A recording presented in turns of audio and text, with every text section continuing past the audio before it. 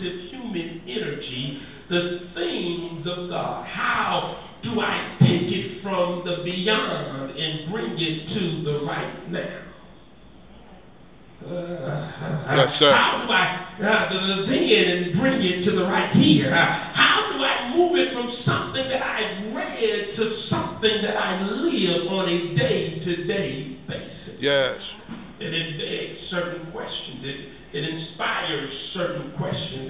And one of them is, am I any different after I participate in the reading of the scriptures or in the liturgical service, in the worship experience? Am I any different than before? And if so, what was my mindset then as opposed to my mindset now?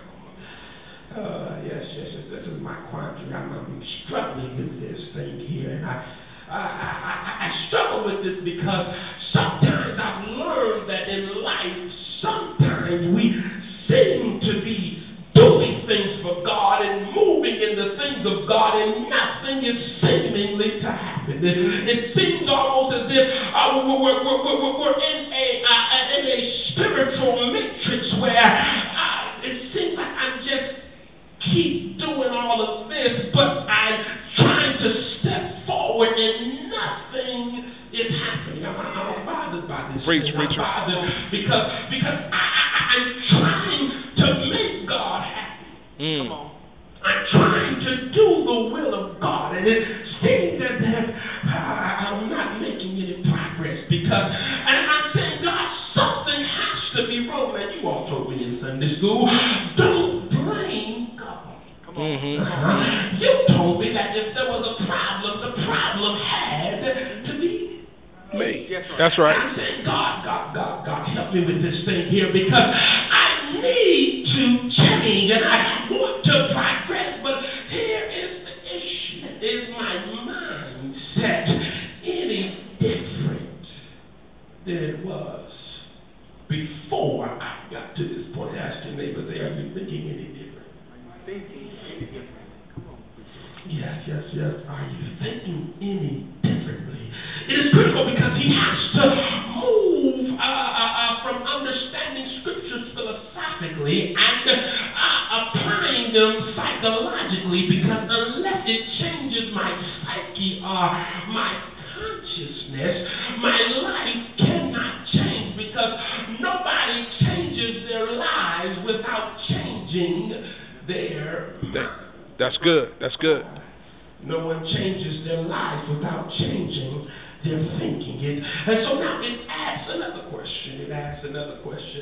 And that is, it is not so much as to what he said, but now I have to understand what he said in light of why he is saying it to me.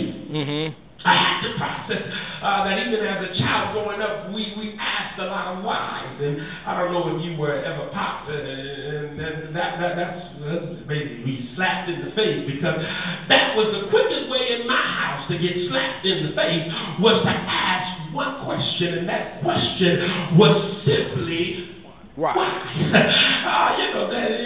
You dare ask why. Why? Because I put the food on the table. Why? Because don't you ask me why. If my mother said take out the trash and the question came back, why? Call the paramedics, because something was getting ready to happen in that house. You did not ask why, because my grandfather's mentality was children are to be seen and not heard. Y'all act like y'all didn't grow up in that kind of household. Yes. You don't. It is not yours to have an opinion of the subject. It was yours to do and not to ask why.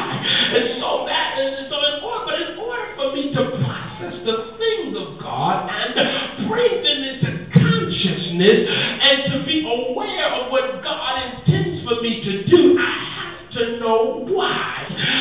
Yes. I thank God for my mother, but I also thank God that God is not any pippen. Because here is the reality of it. God expects and does not mind me asking why. Because there are some things that I'm not going to ascertain unless somebody say, understand your process. Understand